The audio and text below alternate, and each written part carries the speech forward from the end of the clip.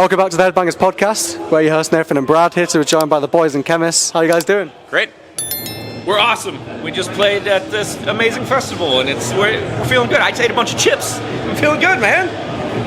Oh yeah, that's what it's about. We've been enjoying our time here. Curse on this? Oh yeah. Okay, cool. Balls. Let's get it out, man. Ass. Yeah. Okay, I'm good now. It's the fucking UK, dude. It's the fucking UK. It's your guys' first time in the UK, isn't it? Yeah. How was it playing UK for the first time? Fantastic. I couldn't believe the crowd that we had at like 1:30 or whatever today. Yeah, it was amazing. Absolutely incredible. What a wonderful first experience in the UK. We finally made it over. It only took us 10 years. It was a long day yesterday, but it was worth it. And me and Zach had a good night out at pubs last night, and it's just been a good time altogether. Awesome, man. Well, you put on a phenomenal set. It sounded amazing. Thank you. Yeah. Oh yeah, so first thing I want to ask is, one thing that I really love about you guys is how there's so much to unpack musically. From sound-wise, it's there's a bit of folky elements, there's almost little bits of doom, but also almost classic metal sort of sound, but then all rolled into a bunch of other shit that's great. One thing that I wanted to ask is how do you go about mixing those concepts together and making them work so well? I don't think we think about it consciously as we're trying to do that, but we just we have pretty broad interests as a band, and overall we each kind of bring a little something to the table, and we always try and figure out what the song is going to be doing overall, and then write the parts that fit it. So if it means that we end up with a folky beginning and then it transitions into a big doomy part and then it has a trad metal break, it's because it feels like the momentum of the song wants to do that. So it's not super intentional from a genre perspective, but I think that's the key thing for us is that we don't, I won't say never, but rarely do we say, oh, this should be a doom part, this should be a death metal part. We tend to say things like, this should feel big, open, and sad. Yeah. And that means we're going to bring in melodic, doomier elements, or this should feel ugly. Ugly parts are always death doomy. But it's not that we think about it as just being that. It's just that's how we write ugly riffs. And I would say, just personally, I kind of viewed the band as a little bit 70s Priest, where they sort of can do whatever, and they're kind of just blazing their own trail. So a record like Sin After Sin, where stylistically I think it's very diverse, but it's melodic. That's the same kind of band that I think that we are. So we always just kind of treat songwriting that way, where it's anything goes, and it has to just fit the vibe. To be atmospheric, and they got a song like Sigil, which is just chunky ass riffs. That's what I mean. And that kind of stuff is fun to do too. So that was a little bit of an experiment for us, honestly, to do a little bit more of a D-beat kind of classic feeling verse riff, and then have it transition into doomier stuff. And the beginning riff is totally different from something else that we would do. So yeah, we like playing around and doing new things all the time. Oh yeah. So I know your last album, Deceiver, it was such a raw album, emotionally. I know it was pretty deep, obviously, for you guys to do. Do you find it was a relief to get that on the canvas and just paint it out, or do you think it was a combination of being quite difficult to do, but also quite relieving after the end of it? I'll let you go first, but I definitely know. All right, so here's the thing. I have a bad ear, so I don't have any idea what was just asked of me. Okay, we're talking about Deceiver, and overall, I think that the main thing that I was feeling about it was just how difficult it was to feel inspired enough, honestly, by life at the time to create something. I can answer this. Yeah. I thought you were going to tell me the question, and instead you just started answering it. I was trying to allude to I see. general direction. Yeah, I mean, it was, I think, the most difficult record we've made. Yeah. And it's important to situate it in terms of everything was really bad in the world, and everybody had COVID and all of that sucks. But also a lot of things in our personal lives had just sort of come to a head and were informing how we felt about art, how we felt about making art together, and that the proverbial exercising of demons resulted in, I think, a sense of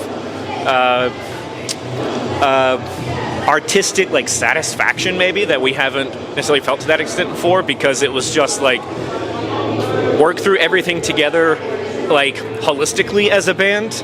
It's not just, oh, we're guys getting together to make music together, but it was we got closer as people than we've ever been. Like, I've never felt as close to this bunch of idiots as I do now, and it's because we like opened our hearts up. I had to undermine it by saying idiots, I know, but we opened our hearts up to each other in a way that we hadn't before, and I think you hear that. I think you feel that when you listen to the record. Like, it's intensely visceral, even if at the most joyous parts, and certainly at the saddest parts. I think in a lot of ways it's like our most intentional album, because like the intent was really clear because we all shared such a particular headspace, even if we're like experiencing things in our own ways, but like a lot of us were really suffering from a lot of the same things, and I think it just became something that we all could sort of band around each other in and create something out of. And then, you know, when it came down to like releasing the album, because of all the delays with pressing and stuff around that time with COVID, it was like looking like it wasn't going to happen in 2021, and we weren't going to be able to get the record out. But like, we pushed really hard for it to come out because we were like, this record is fundamentally about this time period in our lives. We don't want to miss the moment where it's relevant to us, and I don't want to deal with it next year. Yeah, like, I don't want to go back to that headspace. Yeah, this has to be like now. This is the end of the chapter. Yeah, so it's in a lot of ways it's like the most honest album too, and I feel like it's almost a little bit uncomfortable to go back to some of that stuff, but it's also cathartic in its own way too. Yeah. So it's been a healing experience for us to be performing those songs now in a different context. Yeah, it sounds authentic when you listen to it. It doesn't sound like something that's being manifested for no reason. Like, no. You can tell it's definitely a tough period of life, but like you managed to do it in like a beautiful way. It's the album I didn't want to make, but we did, and it's better for it. Our lives are better for it. Absolutely. Another thing that as well that I wanted to ask you as well, like, is I noticed with the artwork, I fucking love the artwork because it's like it has like this high fantasy feel to it. Like, is it a case of like you have a lot of say in the artwork beforehand, or is it that you just work with a great artist that knows what you want to go for? Yeah, I mean the artwork is super intentional. Like, I work with Sam really, really closely, and then we get feedback from everybody in the band about like what the direction is and how things are looking, and we'll change little tiny things. And I will usually like sketch out an idea for the artwork, and then more or less like the album just looks like the way better version of that. But like the concept is like very intentional, and it's always related to like the very real content of like what the songs are about. But then we're expressing it in a way that becomes metaphorical enough that it's a little bit more universal, and I think that's why like the fantasy like representation of it kind of works, is that it becomes less autobiographical, and it becomes more about like a character and like a vibe that we're tapping into, so it ends up being like mutually reinforcing. So there's a lot of really intentional like small choices about particular things that you see on the album cover that I don't like spoiling for people, because I think that they find their own meaning in those things, but also there's like little treats for those people who are paying enough attention over the albums like as a whole, because there is sort of like a narrative that's developing, and it's not necessarily just like linear. So I think that people have a lot to uncover independently of the music in the artwork, which is one of my favorite aspects of the band, you know, in its like totality. And I think it's important for us too that the album art is able to be enjoyed on its own, even if people don't want to unpack those deeper meanings. That like you should be able to look at the album art and go, hell yes, that's an album I want to buy because it's a fucking wizard. Like, why wouldn't you want that? Yeah. But to also understand that like the songs are not about a wizard. I think there is this misconception sometimes that people are like, oh, there's a wizard on the cover, that's what it's about. I mean, if we put what the songs were literally about on the cover, it would just be us being sad all the time. Every album cover would be us sad, and nobody wants that. So having it, you know, like one or two steps removed from that level of autobiographical storytelling, but also through the filter of, or through the lens of, you know, high fantasy, it takes it just far enough away from personal experience that it makes it, like Phil's saying, more universally sort of applicable. That's awesome. I love how you guys, like, you know, leave it up to the person to figure out for themselves. Like, I think sometimes some things can be too on the nose, especially, it's like with movies as well. When you can figure out within the space of 2 seconds, if you're watching like a murder mystery or something like, oh, it's that guy. It's the same sort of thing. You want people to like have a subjective sort of feel to it. We've always been like show, don't tell storytellers, right? Yeah. I think that all of us like prefer that in books and movies and stuff. we want to like see what's happening rather than be told what's happening, and we approach songwriting the same way. I respect that a lot. I want to ask like what you guys do when you're not playing music. What are your hobbies and interests?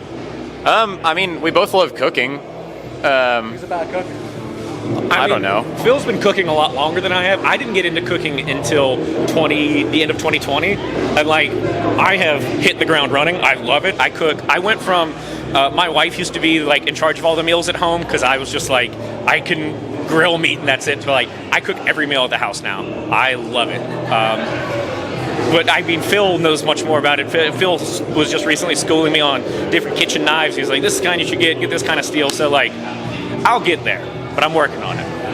That's something that we both just had a passion for, at least recently. I don't know, like outside of that, I love being in nature and just moved to a new area.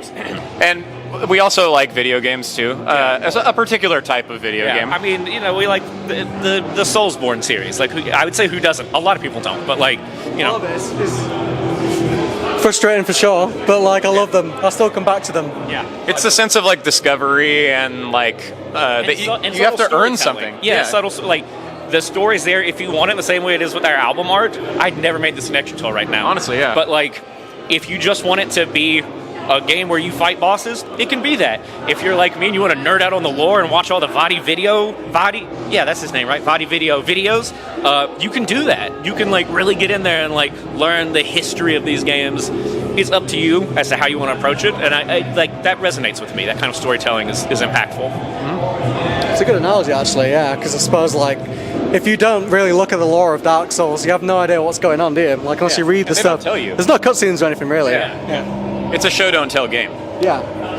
Oh, yeah. I feel like Dark Souls always like follows me with like every interview we do, because like me and Brad have had this conversation so many times where it's like I'm not the right person for Dark Souls. Like I love the idea of the games, however, I've got a really addictive personality, and when it comes to hard games, I will get fucking hooked, but to the point where it's unhealthy. Like I'll be white knuckling the controller like late at night, just like why can't I do it? Why can't I do it? And I'll just go insane. So I refuse to play games like that now because I'm like, this isn't good for me mentally. Like, It doesn't matter if it's good for you mentally. You have to suffer for it. Yeah. One thing as well that I wanted to ask you is like, is there any like plans for a new release in the future, anything like that? What are you cracking on with at the moment? I mean, we just put out a couple of singles this year and a 7-inch. Which I think is like a little tide me over type of gift to our fans. And we wanted the packaging for that to be really cool and stuff, so that it seemed like it was something that was worthwhile to spend your time with. And we're, I think, just starting to work on something new. And I think we have some pretty fun ideas for how to approach this. So look for something new from Khemmis, probably maybe next year. Yeah, 2025. Wait. 2024-ish? Maybe. We'll see. Probably. See. Look, say 2025, and if it comes out earlier, it'd be a pleasant surprise. Honestly, like, stuff gets... That's what BioWare does with, like, Mass Effect and Dragon Age. Yeah, exactly. It just takes so long to, like, create the physical product nowadays that it's really hard to put a timeline on these things. But, like... You record an album, and it's like, cool, in 6 months this can come out. So, like, you know, hopefully sooner rather than later. We'll see. We promise it'll be worth the wait. And we try not to repeat ourselves. So, like... Each album has been different, I think, stylistically, and I think both stylistically and maybe in terms of format, what we're thinking about doing is different. What he means is we're putting it on Laserdisc. Yeah, it's only Laserdisc release, and it's only synced to Terminator 2 Judgment Day on Laserdisc. Yeah. There's a B-side that's Demolition Man on Laserdisc as well. Oh, yeah, dude. So we actually got Wesley Snipes to do guest vocals on this album that we haven't written or recorded yet. Actually, all the music is just from Wesley Snipes, too. We just paid him, like, what's the thing where you can, like, have a celebrity Cameo. say something? Yeah, we hired him on Cameo to make a Doom album. Yeah. This interview is going off the rails, yes. This is exactly how we like it, to be honest. I've got one last question for you. Who are you most looking forward to seeing today? Psy, for me. That's a band that I never thought I would ever see. And so I'm really excited that they're playing. And I've liked them for a really long time. I mean, obviously there's a lot of really good stuff, but that's a unique one that I don't think I'm going to get the chance again. So very excited. For me, it's a tie between Enslaved, because I love those guys, and Rotten Sound, because I love that band so very much, and I've only gotten to see them one other time, and so I'm really, when I saw that they were playing this festival, I got so pumped. I'm really excited to see them play like 72 songs in like 35 minutes. It's going to be awesome. We started playing this band over 10 years ago now, and I think that you might have been wearing a Rotten Sound shirt the very first time that we ever played together, or at least very close to that. I do know that the last time we came to Europe, when like some of our luggage got lost and stuff, I only had a Rotten Sound shirt for the first like couple days. So I'm also excited about this too. Awesome, man. Well, yeah, thank you so much. It's been cool to nerd out with you guys about Dark Souls, and Hell yeah. I can't wait for the new album when it comes out. No rush it, guys. You know, you got time. No rush. Cheers. Thank you. Super fun. Thank you for coming on, guys. Yeah.